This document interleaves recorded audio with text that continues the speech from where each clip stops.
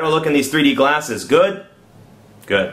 What's going on, guys? I'm Aaron from PhoneDog.com. There's no denying it. 3D is the next big thing in mobile. We saw the Evo 3D at CTIA, and then we saw a couple of devices like the Optimus Pad and the Optimus 3D, both designed by LG, both shown off at Mobile World Congress in Barcelona, and coming to the States under a different name. One of those, the Optimus Pad, coming to the States as the T-Mobile G-Slate, which is what you're seeing right here. Super cool device, 1 gigahertz NVIDIA Tegra 2 processor, stereoscopic 5 megapixel cameras on the back, so you can shoot your own 3D content.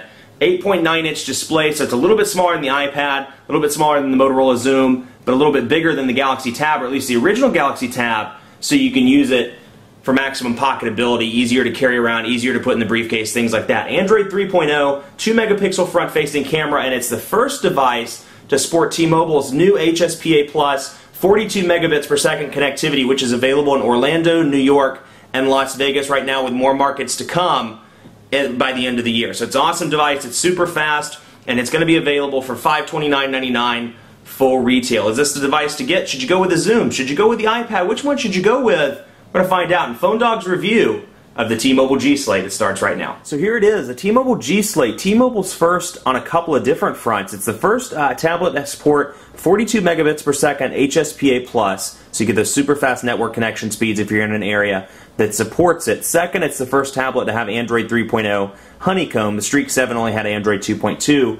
And third, it's the first tablet on T-Mobile's network to support 3D content, both the ability to publish your own with the stereoscopic 5 megapixel cameras on the back and the ability to view as well on the tablet. Now you can shoot 720p 3D videos on this device, and then you can record on a typical, just typical HD video. You could record 1080p HD video. So a lot of different recording capabilities here, a lot of different media capabilities, all on a device that is pretty slim and pocketable as well. So let's talk about the specs a little bit. 1 gigahertz NVIDIA Tegra 2 processor, very, very, very fast.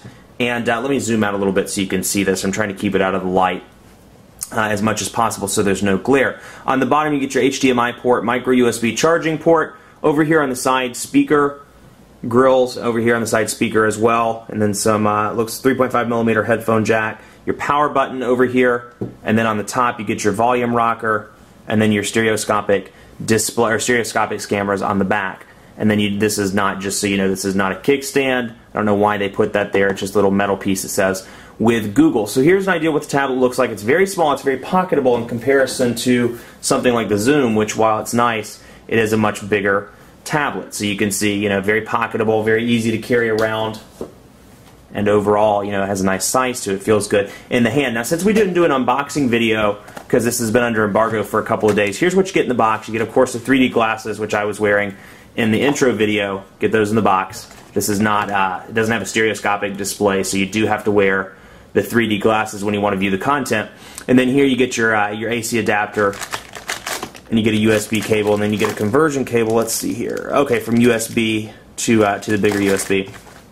So, and then here's what the box looks like. So you can see, let me turn it over here. I can't turn it over without spilling everything out. But you see, Google Apps, that's what it looks like on the back. And it's coming for $529.99. And the tablet has 32 gigabytes of onboard memory. So like I said, stereoscopic 5 megapixel cameras. It has a 2 megapixel camera on the front. So you get a nice little front-facing camera for when you want to do video calling as well. But the 3D possibilities, pretty cool. Not quite sure if it'll take off just yet, but it's one of a slew of devices that are coming in the next few weeks and the next few months that support 3D content at least. So overall, it just retains that clean feel, which you can see here, clean look and feel. And you have the ability touch to configure, you can add your widgets, your app shortcuts, your wallpapers, and more, just like you could on other Honeycomb tablets like the Motorola Zoom. No real changes there, and you can see, I'm sorry again for the glare, these things are kind of hard to show on camera because tremendous glare, so you can see me and the camera in the background the entire time. But let's see what comes pre-installed on this device. You get 3D camcorder, 3D player, so you can view your 3D content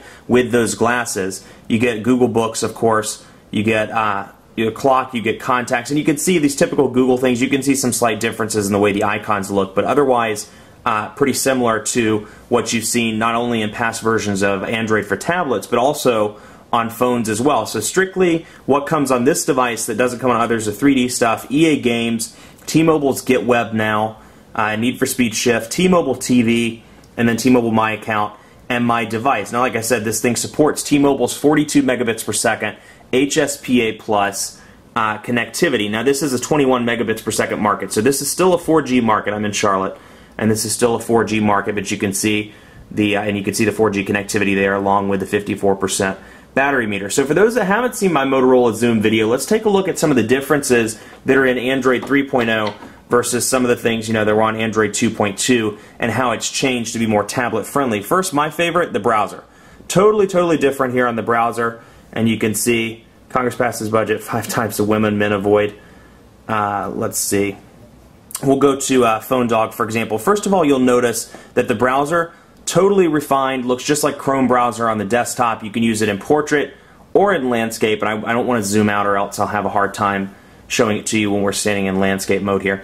But looks just like Chrome with the tabs at the top, easy to use in portrait and landscape, looks just kind of like a desktop browser, if you will. So let's go to phonedog.com, wait for that to load. And I love how this one feels in the hand. It has a nice feel to it. It's not too big like the Motorola Zoom may be for some people, but it's also not too small, which is nice. We'll turn that light away, so hopefully that'll reduce some of the glare. And you can see here's Phone Dog, and let's open up a second tab, for example, and then it goes to Google, and let's say we want to go back to Phone Dog. We click on that tab, and we come down here, and we can zoom in, zoom out, pinch to zoom, just like on the Motorola Zoom, pinch to zoom, very quick, with little to no lag. I would say it's a little bit slower, perhaps, on this one, which you can see kind of, I don't know why the flash ad's like migrating over to where it belongs on the side of the page. Let's see here. Close that one. So let's scroll up and down. You can see pinch to zoom, pretty responsive, but kind of erratic as well. Like, let me see if I can do it better in portrait mode. Let's see. But overall, I mean, just the size is fantastic. Much easier to hold in the hand. Feels more like a book as opposed to some big, slab like the Motorola Zoom. Don't get me wrong, I'm not knocking it. I like that device a lot, but I do like this size much better. It's a nice balance between 7 inches being too small and 10.1 being too large. But you can see, looks great. Text zoomed all the way in, easy to read, and then even when zoomed all the way out, easy to read as well. But I just like the capabilities of the browser in Honeycomb as opposed to the browser on Android 2.2 because it was never optimized for tablets, so not a little bit harder to use on a larger display, like a 7-inch display or an 8.9-inch display. Now down here you see these buttons. This one right here gives you the ability to see what's open. So we have Google Search, Settings, Clock, and Gmail all opened at the moment, so we can go back from there. This one returns me to the home screen, and then this one takes me back to whatever page I was on before, which I think was CNN. So I'm back out of that, and then I can go to Google and search for anything. But let's say I want to go home. I click on that. I have my apps up here. I can click the plus button to add my widgets, app shortcuts, wallpapers, and more. And this is more Honeycomb specific stuff, not G-Slate specific stuff. But you can see Google up here and voice activated services up there. So I can Google, Phone Dog. Let's see here. Let's Google Aaron Baker. And probably the wrestler guy's going to come up. But you get the idea of, the wrestler guy's going to come up. That's me right there. No, I'm just kidding. But you can see quick, easy, the HSPA Plus is working very well, even though this is 21 megabits per second market. But the browser happens to be one of my favorite applications on this device. And then you can see stuff like contacts. When we jump into contacts here, it's optimized for the tablet display. You can see the names over here. You can see customer support. Let's flip it around here. You can see it there. And then there as well. So optimized for tablet, you have this column over here with the names, then you have the specifications over here, and then we can click the pencil to edit. We can add whatever we want to add. We can say another home phone, we can add another field. Let's do an address, for example. We can add an address, bring that up, and then click done, and it brings it right back over. So again, nothing hugely different from Android 2.2 or even the phone versions of Android, but still just optimized for a tablet. Now you see that on a couple different programs. You see that on contacts. You also see that in things like calendar as well, where it's optimized for the tablet. I'm sorry, it is a little bit, the background on this is a little bit light, so it may be hard to see. Let me try to get it zoomed in for you so you can see. Let's see here. For example, let's add a new appointment here. And then we can click on event name, whatever. I'm just going to fill something in just so you get an idea of what it looks like Thursday, April 14th. So we'll just say done, just so you can see what it looks like on the calendar. So there it is.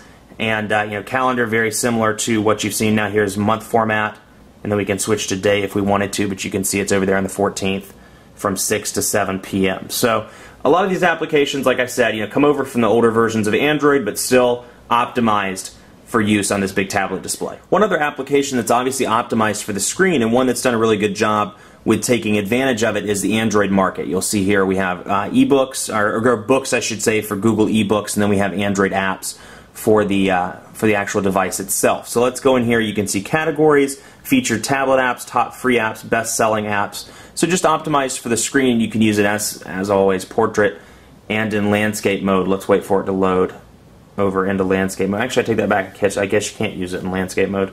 I thought you could, but I guess not, at least not on this device. So let's take a look here. For example, we can search our market always up here in the top right-hand corner. So let's search for Twitter. Hit enter. Let it load up. Let's see here. Twitter free. And then we'll install that. And we'll hit OK. So we can watch that download. Now you'll notice over here notifications have been moved to the right side down here, so you can see installing down here. It'll give you the progress of the installation. It'll say Twitter successfully installed. So all the notifications will pop up down here with separate X's and separate areas. So we can click X that we've resolved those, and now we know that Twitter is installed on the device. So let's go back to the actual store though. This gives you an idea of what it looks like. You can see the marketing here, the logo, the description, what's new, screenshots, videos, reviews, developer information, and related applications. So very similar, I mean not too different from what you would see on the phone side, but just optimized, like I said, for that big display. So you have your Android apps here. Scroll up and down and take a look at those, and then we can go back and we can go to books if we want to. Click on that, we can search for specific books. So I happen to be a fan of John Grisham, so I'm going to type in Grisham and see what loads up there. Okay, so we've got a couple of different, like a painted house, for example. Description, reviews of the book, and I can actually buy it right there. Then I have a free sample if I want to download the free sample. So I can go to Google Books, and it's actually going to load up in Google Books for me. We can wait for that to load. Yep, there it goes. Okay, Painted House, John Grisham. So there we go, Painted House. We can open up the page. Yep, bam. Let's just get a look at what it looks like. There we go, perfect. So there's chapter 1. You can see the 2-page layout here, or you should be able to use it in portrait. That's what I thought, portrait, and then see the elongated version. Chapter 1 there, and I can just scroll from side to side like that.